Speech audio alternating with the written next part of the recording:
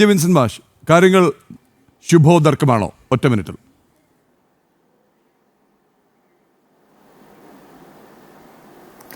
തീർച്ചയായിട്ടും അതെ. പിന്നെ ഒരു കാര്യം ശ്രദ്ധിക്കേണ്ടത്, ഈ പകരച്ചുങ്കം ഏർപ്പെടുത്തിയത് കൊണ്ടല്ല ഇന്ത്യ ചൈന ബന്ധങ്ങൾ മെച്ചപ്പെട്ടത്. 2024 കസാൻ ബ്രിക്സ കോൺഫറൻസിൽ വെച്ച് തന്നെ ഇന്ത്യ ചൈന ബന്ധങ്ങൾ പുതിയ തലത്തിലേക്ക് വളർത്താനുള്ള ചർച്ചകൾ തുടങ്ങിയിരുന്നു. ഒന്നാമത്തത്.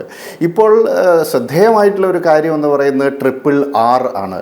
അതായത് റൂബിൾ, റുപ്പി, റിൻമിൻ ബി എന്ന് പറയുന്ന പീപ്പിൾസ് കറൻസി എന്ന ചൈനീസ് കറൻസി. ഈ 3 രാജ്യങ്ങൾ അതിൻ്റെ കച്ചവടം സ്വന്തം കറൻസിയിൽ നടത്തിയാൽ തന്നെ ചിത്രം മാറും. അതുകൊണ്ട് 3R കൂട്ടായ്മ എന്ന നിലയ്ക്ക് വികസിച്ച് കഴിഞ്ഞാൽ വലിയ മാറ്റമുണ്ടാകും.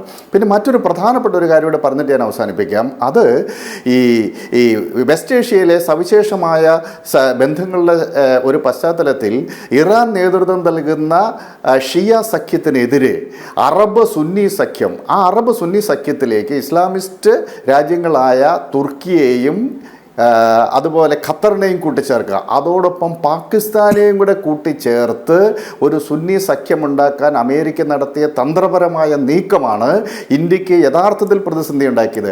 അതിൻ്റെ അനുരണനമായിരുന്നു ഓപ്പറേഷൻ സിന്ദൂറിൽ വളരെ അടുത്ത ബന്ധം നിലനിൽക്കെ തന്നെ ഇന്ത്യക്ക് അനുകൂലമായ നിലപാടെടുത്തില്ല എന്ന് മാത്രമല്ല, പാകിസ്ഥാന് രഹസ്യമായി പിന്തുണ കൊടുക്കുന്ന സമീപനമാണ് ട്രംപ് അഡ്മിനിസ്ട്രേഷന്റെ ഭാഗത്തു നിന്നുണ്ടായത്. കൂടി ചർച്ചയ്ക്ക് എടുക്കാം. ശ്രീ വിൻസെന്റ് മാഷ് ക്ഷമിക്കണം, ഇടയ്ക്ക് മറ്റു ചില ലൈവിലേക്ക് പോയിട്ടുണ്ട്. ശ്രീ ശ്രീപത്മനാഭൻ, ഭാരതത്തെ ഉപയോഗിച്ച് ചൈനയെ ഒറ്റപ്പെടുത്താൻ ശ്രമിച്ച ട്രംപ് ഇപ്പോൾ എത്തി നിൽക്കുന്നത് ലോകമെമ്പാടും നിന്ന് ഒറ്റപ്പെട്ട ഒരു അവസ്ഥയിലാണോ, അതോ അത് ഒരു ബാലിശ്യമായ ഒബ്സർവേഷനാണോ? അല്ല, എന്താ അറിയോ, വൈകാരികമായ തീരുമാനങ്ങൾ നയതന്ത്ര രംഗത്ത് അല്ലെങ്കിൽ വ്യാപാര രംഗത്ത് എടുക്കുന്ന ആളുകൾ ഒറ്റപ്പെടാനുള്ള സാധ്യത വളരെ കൂടുതലാണ്. കാരണം പക്വമായ പെരുമാറ്റം അല്ലെങ്കിൽ ദീർഘദർശിത്വത്തോടുള്ള തീരുമാനങ്ങളാണ് ലോകരാഷ്ട്രങ്ങൾ തമ്മിലുള്ള ബന്ധങ്ങളിൽ ആൾക്കാർ പ്രതീക്ഷിക്കുന്നത്. പക്ഷേ ഈ മനുഷ്യൻ ഒരു വികാര ജീവിയാണ്. വികാരത്തിന്റെ പുറത്ത് തീരുമാനങ്ങൾ എടുക്കുന്നു. അങ്ങനെ അതിൽ മാത്രവുമല്ല, അദ്ദേഹത്തിന്റെ പ്രതികരണങ്ങൾ, ഇപ്പോ ശശി തരൂർ പറഞ്ഞിട്ടുണ്ട്, ഞാൻ 8 അമേരിക്കൻ പ്രസിഡന്റുമാരായിട്ട് ഞാൻ ഇടപെട്ടിട്ടുണ്ട്, അവരിലൊക്കെ കണ്ടിരുന്ന ഒരു ക്ലാസ് ഈ മനുഷ്യനിൽ കാണുന്നില്ല എന്ന്. അപ്പോ ഇദ്ദേഹത്തിന്റെ ഒരു രീതി അമേരിക്കൻ പ്രസിഡന്റുമാർക്ക് പോലും അവരുടെ ഒരു ചരിത്രം എടുത്തു നോക്കിയാൽ അവർക്ക് പോലും യോജിക്കാൻ പറ്റാത്ത ഒരു രീതിയിലേക്ക് മാറിക്കൊണ്ടിരിക്കുകയാണ്.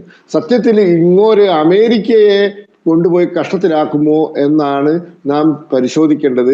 ഇന്ത്യക്ക് ഏതായാലും ഈ മനുഷ്യനെ കൊണ്ട്, ശരിയാണ്, നമ്മുടെ ഏറ്റവും വലിയ ട്രേഡ് പാർട്ട്ണറാണ് അമേരിക്ക, അതിൻ്റെതായ പ്രശ്നങ്ങൾ ഉണ്ടാവും. പക്ഷെ ഒരു ഗുരുതരമായ ഒരു ആഘാതം സൃഷ്ടിക്കാനൊന്നും സാധിക്കില്ല. പക്ഷെ അങ്ങോട്ട് അമേരിക്കയെ കൊണ്ടുപോയി കുഴപ്പത്തിലാക്കുമോ എന്നാണ് നാം പരിശോധിക്കുന്നത്.